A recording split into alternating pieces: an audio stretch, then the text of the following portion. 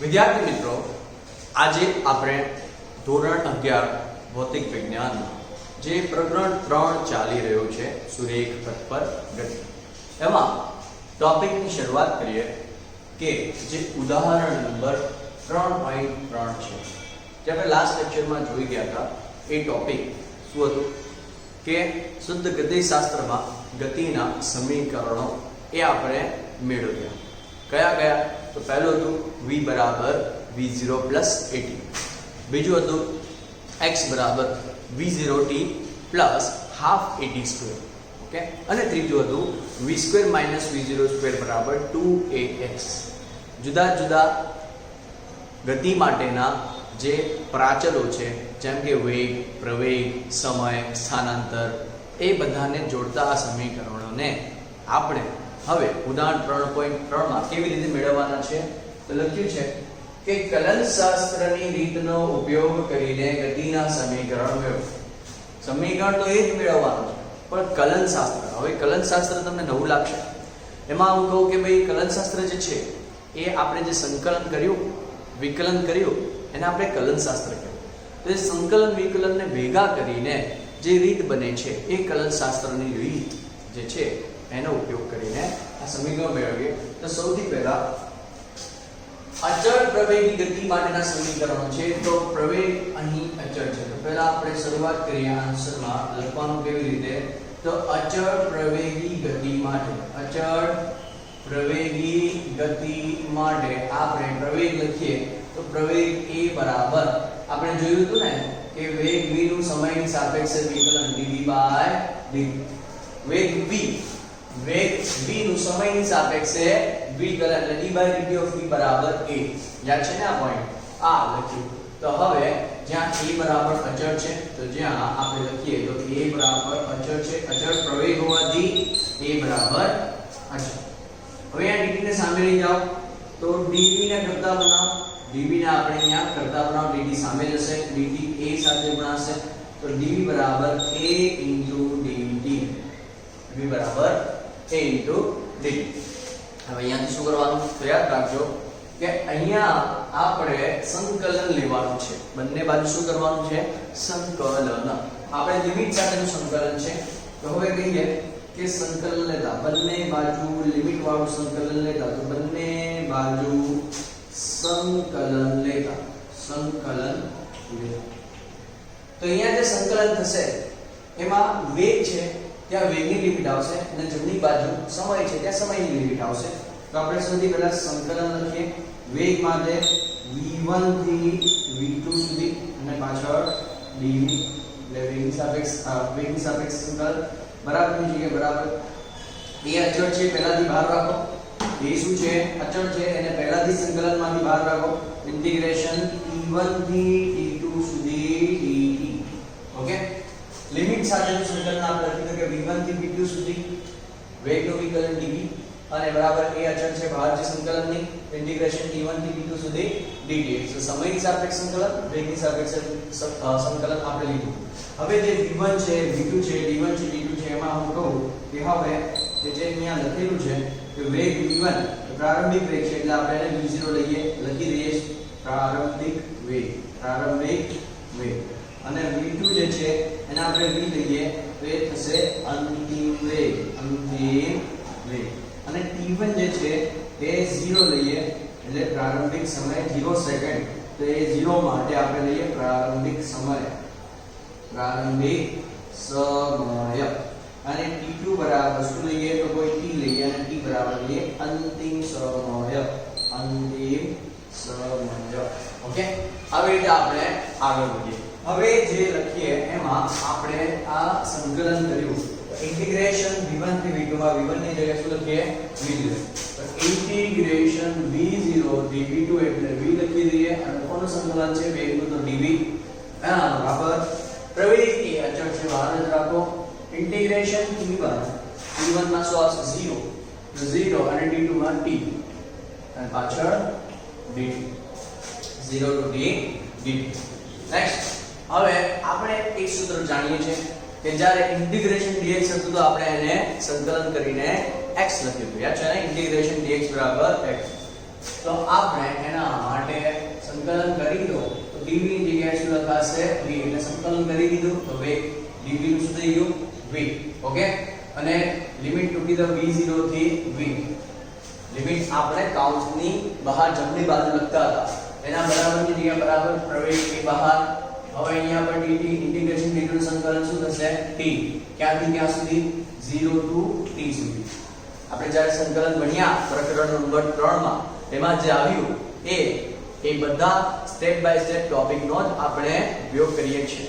તો જુઓ આગળ વધીએ તો કારણ લખી દઉં કે આ dv ની જગ્યાએ v કેવી રીતે આવ્યું, ઇન્ટિગ્રેશન dt ની જગ્યાએ t કેવી રીતે આવ્યું. તો આપણે સંકલન સૂત્ર વાપર્યું છે. સૂત્ર શું હતું? ઇન્ટિગ્રેશન dx બરાબર x બરાબર ઇન્ટિગ્રેશન dx કરો તો આપણને x મળતું હતું. એની ચર્ચા આપણે જ્યારે સંકલન ભણ્યા આ ચેપ્ટરમાં એ વખતે કરી હતી. તો ઇન્ટિગ્રેશન dx બરાબર x એ તો ઇન્ટિગ્રેશન dv બરાબર v, ઇન્ટિગ્રેશન dt બરાબર t. અને લિમિટ હોય તો એ લિમિટ વાળું સંકલન તો જમણી બાજુએ કાઉન્ટમાં લિમિટ પહેલાથી અંતિમ સુધી એટલે v0 થી v સુધી 0 થી t સુધી. ખબર પડી ગઈ? હવે આપણે લિમિટ અંદર મૂકીએ તો લિમિટ મૂકવા માટે પહેલું જે અંતિમ છે એ પહેલા લખવાનું અને પ્રારંભિક એ પાછળ લખવાનું. તો પહેલા v આવશે તો v ની જગ્યાએ તો v જ મૂકવાનું છે, v ની જગ્યાએ તો v જ મૂકવાનું. વચ્ચે માઈનસ આવશે અને પછી v0 મૂકવાનું. તો v v0 પહેલા ઉપર વાળું પછી નીચે વાળું વચ્ચે માઈનસ. બરાબર ની જગ્યાએ બરાબર, a ની જગ્યાએ a. હવે t માં પહેલું તો t જ આવશે એટલે t માઈનસ અને 0 t ની જગ્યાએ પછી શું આવશે 0 તો t 0. Okay, t 0. હવે આને બરાબર લખીએ તો v0 સામે લઈ જાઓ તો v બરાબર v0 v0 સામે લઈ જાઓ તો v0 પ્લસ અહીંયા a પ્લસ માં છે તો પ્લસ અને ઇન્ટુ t કરતો તો 80 થઈ જશે. તો v બરાબર v0 પ્લસ 80 થાય છે. આ છે સમીકરણ નંબર 1. આ છે સમીકરણ નંબર 1 જે આપણે મેળવ્યું હતું એ જ પ્રકારનું છે, ફક્ત રીત સંકલનની છે અને વિકલનની છે એટલે કલન સાથે છે. ઓકે, હવે આપણે બીજો સમીકરણ કેવી રીતે આવે છે એ જોઈએ. તો એના માટે સમીકરણ લખીએ. તો હવે વેગ જે છે ને વેગ માટેનું સમીકરણ મેળવવા માટે આપણે v બરાબર વેગ મેળવવા માટે તત્કાલીન વેગ મેળવવા માટે x સ્થાનનું સમય t ની સાપેક્ષે વિકલન તો dx/dt અથવા તો d/dt of x સ્થાન x નું સમય t ની સાપેક્ષે વિકલન શું આપે છે? તત્કાલીન વેગ આપે છે. તો v બરાબર dx/dt માં જેમ a બરાબર d/dt માં શું કર્યું તો dv ને કરતા બનાવ્યું અને dt સામે લઈ ગયા તો dt. હવે v બરાબર dx/dt માં dt ને સામે લઈ જઈએ તો v સાથે ગુણાશે અને ડાબી બાજુ આપણે dx લઈએ તો dx ને આપણે કરતા બનાવો તો dx બરાબર v dt. પરંતુ એક વખત અહીંયા વિચારો, અહીંયા વેગ અચળ છે તો પૂછો આ કઈ ગતિ છે? અચળ પ્રવેગી ગતિ. તો અચળ પ્રવેગી ગતિ હોય ને તો વેગ અચળ ના હોય, વેગ વધતો હોય એટલે વેગ અચળ નથી. તો આ વેગ અચળ નથી તો એના માટે આપણે સમીકરણ 1 વાપરવાનું. તો એ સમીકરણ 1 પરથી આપણે લખી શકીએ કે સમીકરણ 1 પરથી આપણે લખી શકીએ dx બરાબર v ની જગ્યાએ 1 માં શું છે v0 80 છે તો v0 80 dt. કઈ કરી નહીં વધારે, ખાલી v બરાબર શું મૂકી દીધું v0 80. ઓકે, નેક્સ્ટ આગળ વધીએ. તો જે v0 80 dt છે માં dt આ બંને પદ સાથે ગુણાયેલું છે એટલે કે dt ને પહેલા v0 સાથે ગુણો પછી dt ને પછી 80 સાથે ગુણી લઈએ. તેના પછીનો સ્ટેપ શું થશે તો માટે dx બરાબર માટેની જગ્યાએ માટે dx બરાબર ની જગ્યાએ બરાબર તો v0 dt પહેલા v0 dt લખાશે પ્લસ ની જગ્યાએ પ્લસ 80 dt તો 80 dt આવી રીતે આખો સ્ટેપ લખાય છે. ખબર પડી ગઈ? હવે આપણે સંકલન લઈએ તો ડાબી અને જમણી બાજુ બંને બાજુ સંકલન લેતા બંને બાજુ સંકલન લેતા તો બંને બાજુ સંકલન લેતામાં આપણે પહેલા જોઈએ કે આ ડાબી બાજુ છે સ્થાન છે, જમણી બાજુ છે એ સમય છે અને બંને બાજુ બંને પદમાં સમય છે. પહેલા ભાગમાં v0 વેગ છે અને પ્લસ બીજા ભાગમાં પ્રવેગ અને સમય. પહેલા ભાગમાં એટલે પહેલા ટર્મમાં પહેલા પદમાં વેગ અને સમય છે પ્લસ બીજા પદમાં પ્રવેગ અને સમય છે. તો આપણે સંકલન લેતા પહેલા આપણે લિમિટ વાત કરીએ તો ઇન્ટિગ્રેશન dx ડાબી બાજુ માટે ઇન્ટિગ્રેશન dx લિમિટ લઈએ તો x1 થી x2 સુધી પ્રારંભિક થી અંતિમ સુધી બરાબર v0 dt. v0 એ પ્રારંભિક વેગ છે તો ઇન્ટિગ્રેશન બંનેમાં ઇન્ટિગ્રેશન v0 dt ત્યાંથી ક્યાં સુધી તો સમયની સાપેક્ષે વિકલન છે એટલે t1 થી t2 સુધી પ્લસ ની જગ્યાએ પ્લસ અને પછી પ્રવેગ ગુણ્યા સમય અને dt.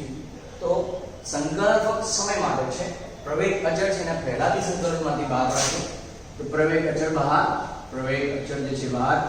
ઇન્ટિગ્રેશન t1 થી t2 સુધી p dt. ઓકે, કન્ફ્યુઝ ના થતા. પ્રવેગ બહાર રાખ્યું છે સંકલનની, સંકલન કર્યું પછી p dt સંકલન ઇન્ટિગ્રેશન t1 થી t2 સુધી p dt. ઓકે, હવે આપણે અહીંયા જોઈએ કે જે પહેલો ટર્મ છે પદ છે એમાં વેગ v0 અને પછી dt છે એટલે સંકલન કોની સાપેક્ષે? સમયની સાપેક્ષે. બીજા પદમાં પણ સમયની સાપેક્ષે.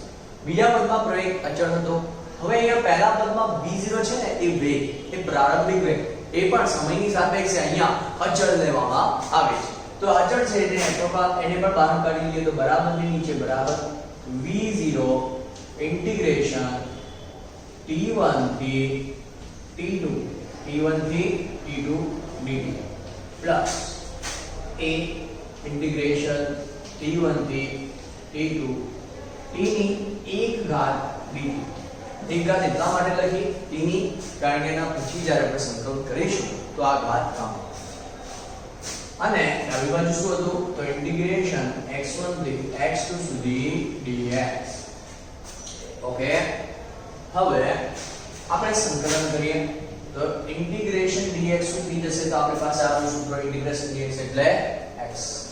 તો આપણે પહેલા કૌંસમાં શું લખીએ x અને ક્યાંથી ક્યાં સુધી હતું x1 થી x2 સુધી હતું બરાબર ને નીચે બરાબર. વેગ v0 એઝ ઇટ ઇઝ રહેશે v0 ઇન્ટિગ્રેશન dt થઈ જશે ખાલી t અને ક્યાંથી ક્યાં સુધી t1 થી t2 સુધી પ્લસ ની જગ્યાએ પ્લસ. ઓકે, પ્રવેગ a એની જગ્યાએ a. હવે જુઓ અહીંયા ઇન્ટિગ્રેશન t1 dt છે એટલે અહીંયા x(n) dx વાળું સૂત્ર છે ને કે n ઘાત હોય તો n ની 1 ઘાત વધે અને છેદમાં n+1 યાદ છે ને એ સૂત્ર વાપરો. તો કૌંસમાં સંકલન કરીને મૂકો તો t ની 1 ઘાત એટલે t ની કેટલી ઘાત થઈ જશે 1+1 એટલે 2 ઘાત છેદમાં 1+1 એટલે 2. ક્યાંથી ક્યાં સુધી t1 થી t2 સુધી સંકલન થઈ ગયું. બધા પદોનું સંકલન થઈ ગયું. લિમિટ હવે મૂકવાની આવશે. હવે પહેલા મૂકો લિમિટ. તો પહેલા x2 મૂકો, x ની જગ્યાએ શું મૂકી દો x2. તો x2 અને x1 પણ વચ્ચે શું આવશે માઈનસ x2 માઈનસ x1 બરાબર નીચે બરાબર v0 ની જગ્યાએ v0. હવે t2 t ની જગ્યાએ પહેલા t2 અને પછી t1 તો t2 માઈનસ t1 બરાબર. ખબર પડે છે ને પહેલા જે આપેલું છે કૌંસની અંદર એમાં લિમિટ કેવી રીતે મૂકવાની તો પહેલા ઉપર વાળું પછી નીચે વાળું વચ્ચે માઈનસ. આપણે બધા સૂત્રો આપણે જોઈ ગયા છે. પ્લસ ની જગ્યાએ પ્લસ, હવે a પ્લસ ની જગ્યાએ પ્લસ અને પછી a અંદર કોણ તો t²/2 તો t2 પહેલા છે એક કામ કરીએ પહેલા છેદમાંથી 2 પર બહાર કાઢી લઈએ a/2 કરી લો અંદર બચશે t². તો પહેલા t2 અને પછી t1 તો t2² માઈનસ t1². ઓકે, હવે આ x2 x1 t1 t2 એના માટે શું કરવું તો જેમ આપણે અહીંયા લિમિટ લીધી હતી કે ભાઈ લિમિટમાં આપણે v1 બરાબર d0 લીધું, v2 બરાબર v, t1 બરાબર 0, t2 બરાબર t, પ્રારંભિક અંતિમ એ પ્રમાણે આપણે અહીંયા પણ લઈ શકીએ. તો પહેલાથી પણ અહીંયા મૂકી દીધું હોત તો કોઈ વાંધો નથી, પણ હવે આપણે અહીંયા લખીએ કે હવે કે જે x1 છે એના બરાબર x0 લઈએ એ પ્રારંભિક સ્થાન પદાર્થનું ગતિ કરતા પદાર્થનું પ્રારંભિક સ્થાન લઈએ અને x2 બરાબર x લઈએ અને એ થશે અંતિમ સ્થાન. જેમ વેગ v1 બરાબર v0 પ્રારંભિક વેગ હતું, v2 બરાબર v અંતિમ વેગ હતું, એ જ પ્રમાણે x1 બરાબર આપણે x0 લઈએ છીએ. x1 બરાબર 0 લેતા નથી. x1 બરાબર x0 કોઈ પ્રારંભિક સ્થાન છે અને x0 છે પ્રારંભિક સ્થાન અને x2 બરાબર x એટલે અંતિમ સ્થાન. એ જ પ્રમાણે સમય લઈએ તો t1 બરાબર 0 પ્રારંભિક સમય અને t2 બરાબર t એટલે અંતિમ સમય. ઓકે, ખબર પડી ગઈ? હવે x ની જગ્યાએ શું મૂકી દો? x ની જગ્યાએ x0 જે પ્રમાણે આપણે અહીંયા લીધું એ પણ મૂકતા જઈએ. તો માટે જગ્યા માટે x2 ની જગ્યાએ x x1 ની જગ્યાએ x0 બરાબર ની જગ્યાએ બરાબર, v0 ની જગ્યાએ v0, t2 ની જગ્યાએ શું મૂકીએ? t મૂકીએ. t2 અહીંયા છે એની જગ્યાએ શું મૂકીએ? t2 બરાબર જુઓ t2 બરાબર t, તો અહીંયા t2 બરાબર t મૂકી દે તો t t1 ની જગ્યાએ 0 મૂકી દે તો 0 પ્લસ ની જગ્યાએ પ્લસ a/2 અને પછી t2 સ્ક્વેર એટલે t સ્ક્વેર માઈનસ t1 ની જગ્યાએ 0 0 નો સ્ક્વેર. હવે છેલ્લે આપણે સ્ટેપમાં સાદું બાકી દઈએ તો x x0 લખીએ x x0 બરાબર x x0 બરાબર v0 into t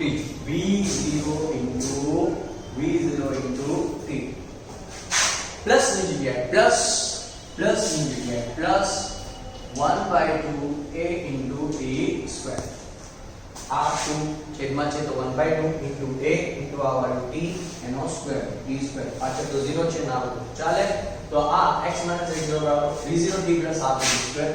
ફાઇનલી લખીએ તો x ને કરતા બનાવો તો x બરાબર x0 માઈનસ સામે જાય તો પ્લસ થાય તો x0 plus v0 t plus 1/2 a t square. પરિણામ નંબર 2.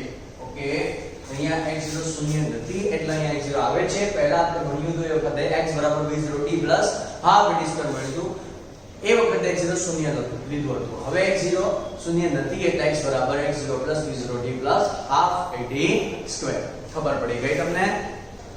હવે આપણે જે છેલ્લું સમીકરણ છે એ મેળવવા માટે ફરીથી આ જે સૂત્ર a બરાબર d/dt હતું એનો ઉપયોગ કરીએ.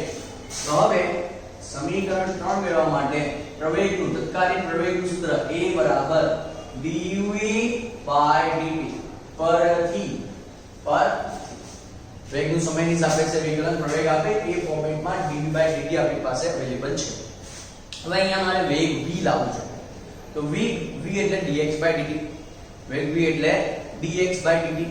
ઓકે, અહીંયા છેદમાં dt તો છે પણ ઉપર dx નથી તો dx લાવવું પડે. લાવવા માટે ગુણવું અને ભાગવું. તો dx વડે જમણી બાજુને dx વડે ગુણતા ભાગતા અને પછી ભાગતા આ એક ક્રિયા કરીએ ગુણવા ભાગવાની જમણી બાજુ. તો a બરાબર dv ના છેદમાં dx ગુણ્યા dx ના છેદમાં dt. ઘણા લોકોને નહીં ખબર પડી, બતાવો શું કરીએ. આ dv/dt આ dx વડે ગુણ્યું એટલે આ dv વડે ગુણ્યું અને dx વડે ભાગ્યું તો છેદમાં ભગાયું પણ ને ગુણ્યો ભાગ્યો dx dx જાય તો પાછું એ જ ફોર્મેટ આવે dv/dt. એટલે ખબર પડી આ સેટ કરવા માટે આપણે dx વડે ગુણ્યું અને ભાગ્યું. એનાથી શું થાય છે શું ધ્યાનથી આને જો dx/dt એની જગ્યાએ આપણે શું લખી શકીએ? a બરાબર આ dx/dt ની જગ્યાએ v લખી દઈએ અને પાછળ dv/dx લખી દઈએ. ખબર પડી ગઈ? dx/dt એટલે શું? વેગ v બરાબર dx/dt માટે આપણે dx/dt બરાબર v મૂક્યું. ના ખબર પડી તો કારણ લખી દઉં v બરાબર dx/dt હોવાથી તો ખબર પડશે ને. નેક્સ્ટ dx સામે લઈ જાવ તો આ a dx બરાબર v dv બરાબર. આ સ્ટેપ આવી ગયા પછી જેમ અત્યારે અહીંયા આગળ જે સંકલન કર્યા એ જ ફોર્મેટમાં આપણે અહીંયા પણ સંકલન કરીએ. તો બંને બાજુ સંકલન લેતા, બંને બાજુ સંકલન લેતા. તેના માટે પહેલાથી અચળ છે બહાર રાખો. a ઇન્ટિગ્રેશન પૂરું થશે તો ફક્ત dx નું ક્યાંથી ક્યાં સુધી તો x1 થી x2 સુધી બરાબરની જગ્યાએ બરાબર. v dv માટે વેગની સાપેક્ષ સંકલન છે તો ઇન્ટિગ્રેશન v dv ક્યાંથી ક્યાં સુધી v1 થી v2 સુધી. ઓકે, હવે ઇન્ટિગ્રેશન dx છે સંકલન કરીએ તો a કૌંસમાં શું આવશે ખાલી x આવશે જે આપણે ભણી ગયા એ પ્રમાણે. ઇન્ટિગ્રેશન dx એટલે x ક્યાંથી ક્યાં સુધી x1 થી x2 સુધી બરાબરની જગ્યાએ બરાબર. હવે v ની કેટલી ઘાત છે? એક પણ નથી એટલે એક તો કહેવાય ને, જે ના હોય એનો એક હોય તો v ની એક ઘાત છે તો v dv છે એટલે v ની સાપેક્ષે v નું સંકલન છે તો v ની એક ઘાત એટલે આપણે સૂત્ર x n dx x n + 1 / n + 1 એ જ પ્રમાણે v ની એક ઘાત છે તો v 1 + 1 / 1 + 1 એટલે v ની બે ઘાત ભાગ્યા 2 તો બરાબર જગ્યાએ લખીએ આપણે સંકલન કરીને લખીએ તો v ની બે ઘાત ભાગ્યા 2 ક્યાંથી ક્યાં સુધી v1 થી v2 સુધી v1 થી v2 સુધી. હવે લિમિટ મૂકી દઈએ a પહેલા x2 પછી x1 વચ્ચે શું આવશે માઈનસ x2 - x1 બરાબર જગ્યા બરાબર. હવે 1/2 બહાર રાખો અને કૌંસમાં પહેલા v2 તો v2² પહેલા આવશે v2² - v1² પહેલા v2 પછી v2.